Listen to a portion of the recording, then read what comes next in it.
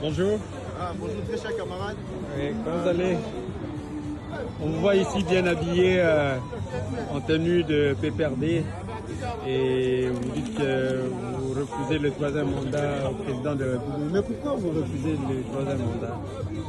Nous refusons le troisième mandat parce que le mandat il est constitutionnel. Ouais. Le mandat il est constitutionnel et l'actuel chef de l'État a prêté serment sur la Constitution à le respecter strictement la Constitution.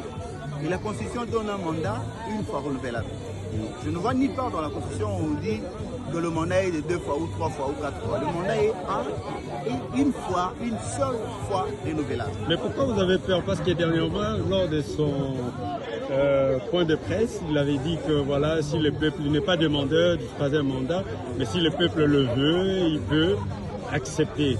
Pourquoi vous encharnez contre lui alors que lui, il renvoie la balle, n'est-ce pas, au peuple qui est le détenteur du pouvoir? D'abord, je vais préciser que je suis le président de la Ligue de jeunes du PPRD Belgique et les camarades et mon adjoint, c'est le vice-président du PPRD, de la Ligue de jeunes PPRD Belgique. Je pense qu'avec lui et moi,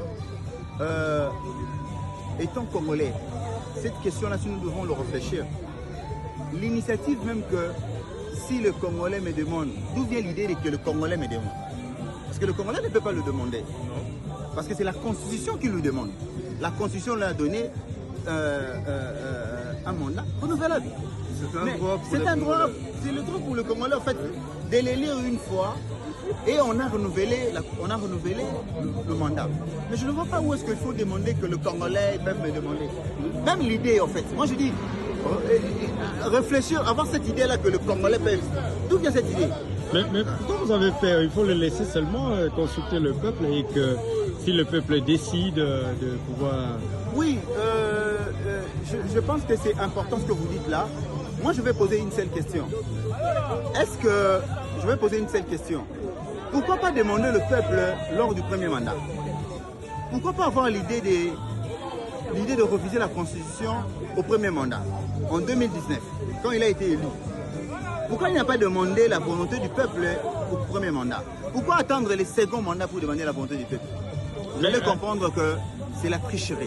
Et quelle est la position alors du PPRD si jamais Tshisekedi arrivait à changer la Constitution comme il le préconise? Le PPRD d'abord le PPRD est triste. C'est un parti qui passe de moments super difficiles. On nous chasse de notre siège à Bumbu. Notre président, notre vice-président, arrêté. Jusqu'à aujourd'hui, on ne sait pas là où il se trouve. Notre secrétaire permanent, arrêté. Notre chargé de mobilisation et de sensibilisation, le camarade Dounou Akilanga, arrêté. Là où il se trouve, on ne sait pas. Notre autorité morale, le président du parti du PPRD, aujourd'hui condamné à mort, et un ancien chef de l'État et un sénateur à vie, condamné à mort. Donc la position du PPRD est claire et nette. Le respect de la Constitution. Le respect de la Constitution, il fait ses 2 mandats, il plie bagage, il part comme l'ancien chef de l'État, l'autorité morale, le monsieur exemplaire, le premier monsieur du Congo qui sait honorer ses paroles. Mais on reproche à votre président d'avoir pris les armes pour détruire, pour renverser un régime constitutionnellement élu. Je vais répondre à cette question à 2 mots. Nanga est de l'AFC. Il a dit qu'il est de l'AFC. Montre-moi un seul, je dirais pas 2. Donc, vous vous retrouvez dans une vidéo où Joseph Kabila, le président Joseph Kabila, dit qu'il est membre de l'AFC. Vous ne le trouverez pas. Mais il est chez lui à Goma. Il avait dit que les aspirations de 1-23, c'est les aspirations du peuple congolais. Comment vous pouvez concilier ces déclarations de l'ancien chef de l'État? C'est tout à fait normal. Ici, nous faisons quoi à la place Trocadéro? Aujourd'hui, nous sommes nous faisons quoi à la place de Trocadéro? Mais nous faisons la même chose que Nang a fait. Nang l'a fait d'une manière militaire, avec les armes, d'une manière armée. Et nous le faisons d'une manière démocratique. Donc, et ce que nous faisons, c'est bien prescrit dans l'article 64 de la Constitution. Mais oui, mais le même article 64 que vous évoquez, vous nous interdit également de pouvoir renverser un régime constitutionnellement élu. Comment vous pouvez justifier votre démarche en s'appuyant sur cette disposition qui interdit de renverser les institutions démocratiquement élues. Bon, vous allez remarquer que dans le même article que vous évoquez, il y a des alinéas. Prenez notre alinéa, vous allez comprendre que ce que nous faisons, elle est logique, elle est légale, moi je dirais même qu'elle est juridique. Ce que nous faisons, elle est juridique.